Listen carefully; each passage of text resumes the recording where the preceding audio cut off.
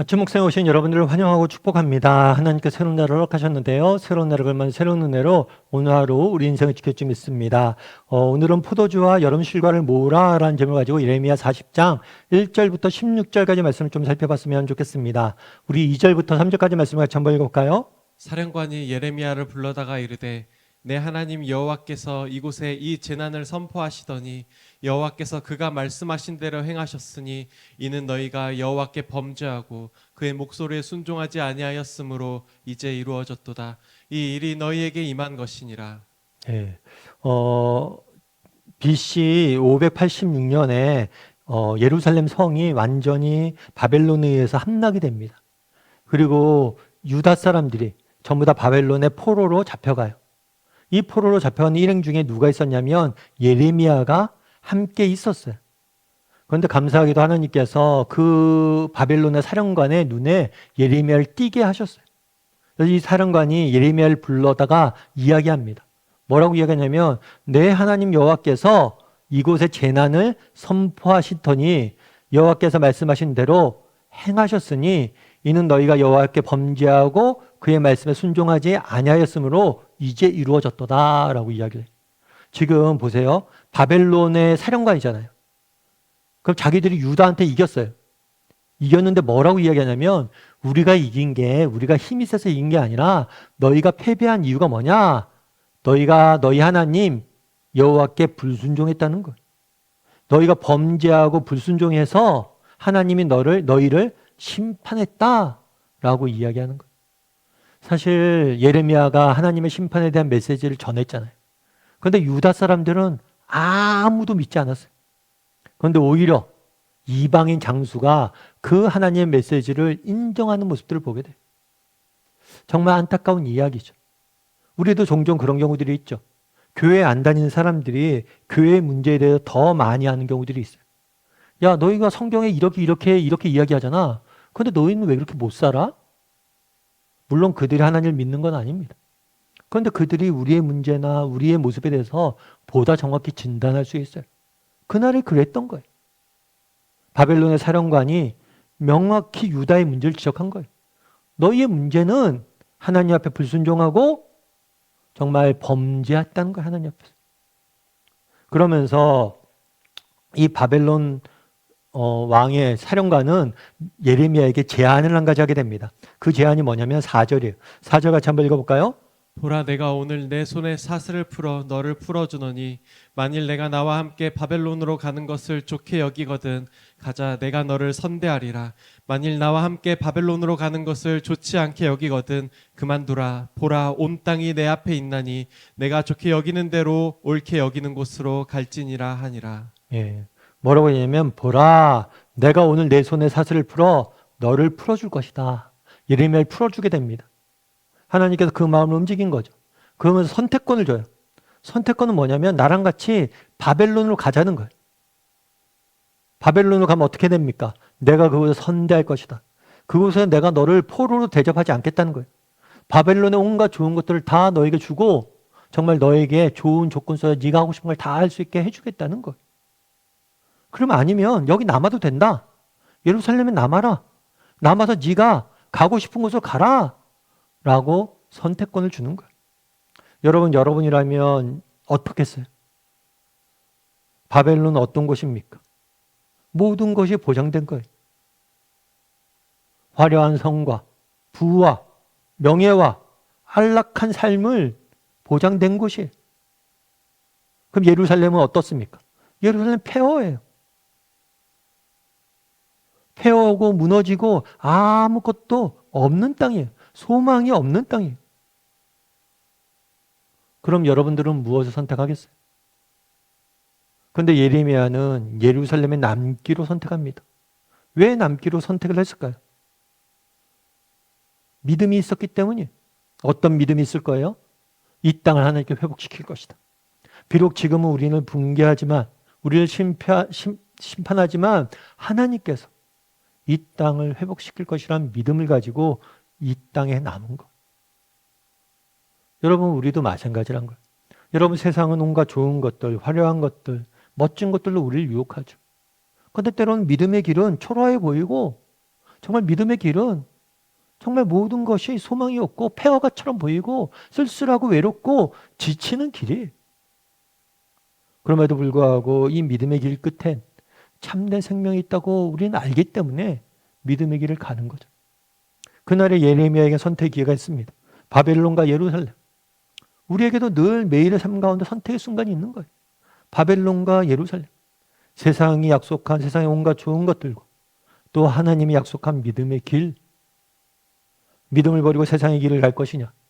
아니면 정말 믿음의 길을 걸어갈 것이냐?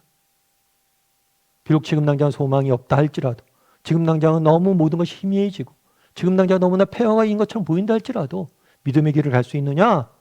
여전히 묻고 선택하라고 이야기하는 거죠. 정말 믿음의 길은 좁은 길입니다. 넓고 화려한 길이 아니에요. 그래도 불구하고 갈 수 있겠느냐라고 묻는 것. 그럼 미국에 가면 하버드 대학교가 있잖아요. 하버드 대학교에 가면 동상이 하나 있다고 그러죠. 이 동상은 누구냐면 존 하버드라는 사람의 동상이. 이 존 하버드는 하버드 대학교를 설립한 사람은 아니에요. 그런데 설립자는 아니에요. 그런데도 불구하고 이 동상이 있고 사람들이 이 동상의 발을 만지면 하버드 대학교에 합격한다고 그래서 이 동상을 만지려고 막 그런다고 그래요. 그럼 이 동상이 세워진 배경은 뭘까요? 이 존 하버드라는 사람은 원래는 영국 사람이세요. 영국 분이신데 아버님이 일찍 돌아가셨어요. 그래도 어머님이 이 아들을 잘 키우기 위해 노력을 했어요. 그래서 캠브리지에 있는 임마누엘 대학을 들어가게 됐어요. 그곳에서 목사가 된 거죠. 목사가 돼서 정말 미국으로, 신대륙으로 이곳에 가서 정말 하나님이 원하시는 나라를 세우겠다는 꿈을 가지고 신대륙으로 왔어요. 특별히 이분은 늘 평소에 그런 생각이 있었어요. 어떤 생각이 있었냐면 기독교인은 지식이 부족해서는 안 된다. 우리가 성경도 알아야 되지만 정말 책도 지식도 우리가 갖춰야 된다. 이런 비전이 있었어요. 그래서 신대륙을 왔는데 신대륙으로 미국으로 넘어온 지 1년 만에 결핵에 걸려서 죽음을 맞이하게 됩니다. 그때 죽기 전에 이분이 뭘 했냐면 자기가 가진 재산과 자기가 가진 책을 그 지역에 있는 조그만 학교에다가 기증을 했어요. 그래서 그 돈이 엄청난 거예요. 그래서 이 기증을 하면서 내가 비록 꿈을 안고 이곳에 왔지만 내 꿈은 이루지도 못하고 전 죽게 됐습니다. 하지만 이 꿈은 정말 하나님이 주신 꿈이고 하나님이 이 꿈을 이 땅에서 이루길 원하십니다. 그래서 그 꿈을 담아서 이 학교에 기부했던 거예요. 그래서 그 학교에서 학교 이름 자체를 그 뜻을 너무 고맙게 받아서 하버드 대학교로 바꾼 거예요. 그 결과는 어땠어요? 지금 우리가 아는 것처럼 전 세계적인 대학교가 됐잖아요. 한 젊은 목사가 꿈을 갖고 정말 너무 희미해 보이잖아요. 정말 믿음을 갖고 꿈을 갖고 도전했더니 그 열매를 우리가 맺고 있는 걸 보게 되는 거죠. 그 목사의 입장에서는 정말 꿈을 갖고 왔는데 신대륙에서 이제 결핵에 걸려 죽게 되었습니다. 그럼에도 불구하고 꿈을 포기하지 않고 믿음 포기하지 않는 거예요. 그날의 예레미야도 마찬가지인 거예요. 야, 네가 선택해라. 내가 바벨론에 가면 정말 잘해줄게. 온갖 좋은 걸 줄게. 물론 그곳에서도 사는 것도 의미 있는 삶이 될 수가 있겠죠. 그런데 저는 예루살렘에 남겠습니다. 폐허가 된 이 땅에 모든 것이 무너져버린 이 땅에 살겠습니다. 왜요? 내겐 꿈이 있기 때문입니다. 내겐 믿음이 있기 때문입니다. 하나님이 이 땅을 회복시키려는 믿음이 있기 때문에 믿음의 길을 걸어가겠습니다. 라고 고백한 것. 우리도 정말 예레미야처럼 고백할 수 있었으면 좋겠어요. 늘 우리는 바벨론과 예루살렘이라는 두 가지 선택길이 있습니다. 세상에 온갖 좋은 것과 화려한 것들, 평안한 삶들, 아니면 믿음의 길. 이 두 가지 중에서 정말 믿음의 길을 선택할 줄 아는 저나 여러분이 되기를, 바벨론이 아니라 예루살렘을 선택할 줄 아는 저나 여러분이 되기를 주님의 이름으로 소원합니다. 우리 함께 기도했으면 좋겠는데요. 기도하실 때 오늘 말씀 기억하면서 기도했으면 좋겠습니다. 정말 그날에 정말 예루살렘이 무너지고 포로로 잡혀가는 예레미야에게 바벨론의 사령관이 이야기합니다. 너희가 이렇게 된 것은 너희가 범죄했기 때문이다. 정말 때로는 세상이 우리보다 더 잘합니다. 정말 하나님 앞에 이런 세상 앞에서 부끄러움 당하는 일이 없을 수 있도록 우리가 늘 하나님의 말씀을 듣고 경청할 수 있는 사람들이 되게 됐으면 좋겠습니다. 또한 우리 앞에 바벨론과 또 예루살렘의 선택지가 늘 있습니다. 정말 믿음을 갖고 지금은 폐허이고 무너지고 아무것도 없는 것 같지만 희미해 보이고 외롭고 힘든 길이지만 믿음의 길을 늘 선택할 줄 아는 사람이 되게 달라고, 믿음의 길을 걸어갈 줄 아는 사람이 되게 달라고 시간 목소리로 같이 기도하도록 하겠습니다. 같이 기도하시겠습니다.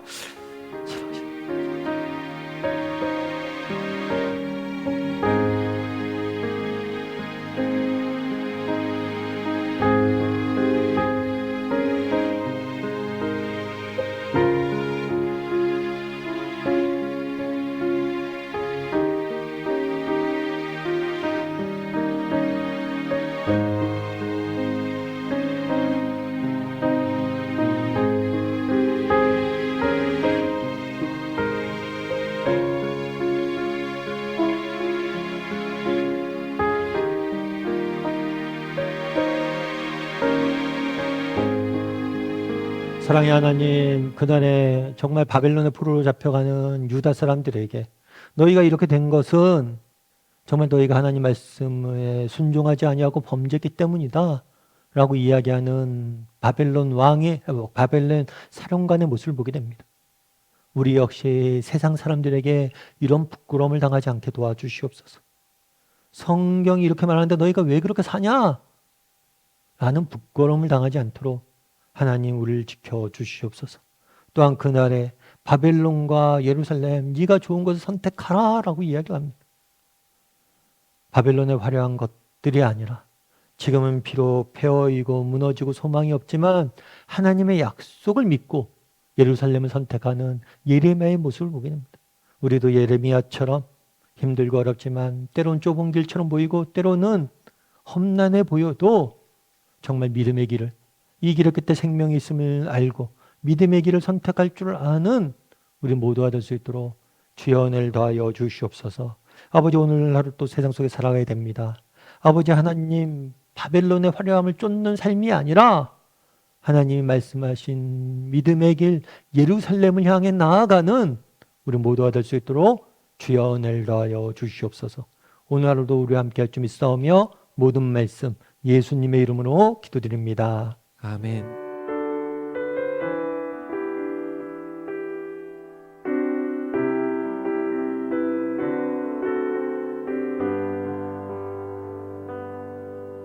내 눈 주의 영광을 보네.